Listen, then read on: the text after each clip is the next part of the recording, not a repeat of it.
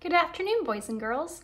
I'm back to read part 3 of our wonderful fairy tale called Cinderella.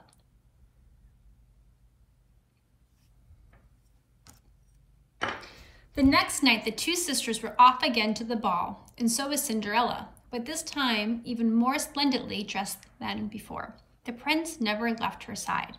All evening he paid her charming compliments. The young miss found this so far from boring that she forgot her godmother's warning. She was horrified to hear the first stroke of midnight before she thought it could be 11 o'clock. She rose and fled as lightly as a doe. The prince followed her, but he would not overtake her. In her haste, Cinderella dropped one of her glass slippers. The prince gathered it up with the greatest care. Cinderella reached home all out of breath, with neither coach nor footman, and in rags. Nothing was left of her finery but one little slipper, the mate to the one she had lost. The guards at the palace gate were questioned. Had they seen a princess leave? No, they had seen no one but a young woman in rags, and she looked more like a peasant girl than a fine young lady.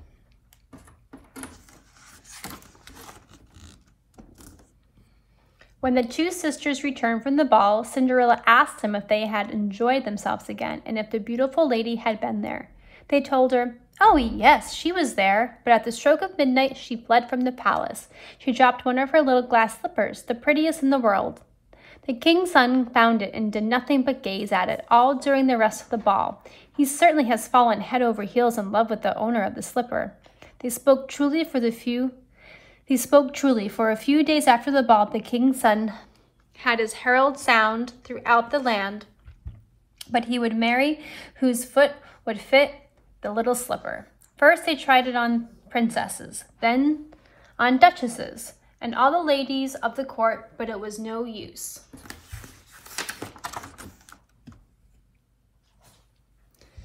They brought it to the two sisters, who did their best to force their feet into the little slipper, but they could not. Cinderella was looking on and recognized her slipper, so she laughingly said, "Let me see if it would fit me." Her stepsisters burst into shrieks of laughter. Fit her? Oh, fit Cinderseed?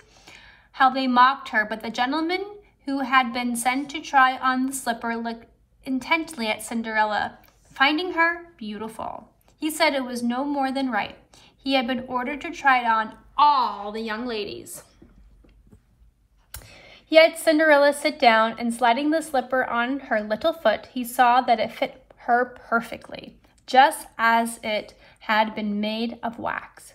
The astonishment of her sisters was great, but the greatest still was Cinderella drew from her pocket the little slipper which slipped on her other foot. Then suddenly her grandmother appeared, touching Cinderella's rags with her wand. She changed them into a costume still more magnificent than any she had worn before.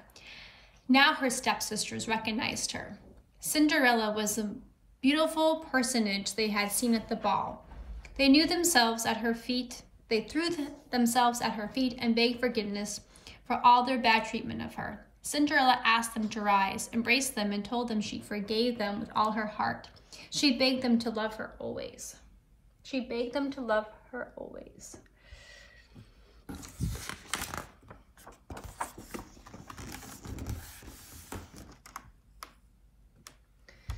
Cinderella was conducted to the young prince dressed as she was. He found her lovelier than ever, and a few days afterwards married her. Cinderella, who was as good as she was beautiful, gave her sisters a home at the palace, and on the same day married them, the two great lords of the court.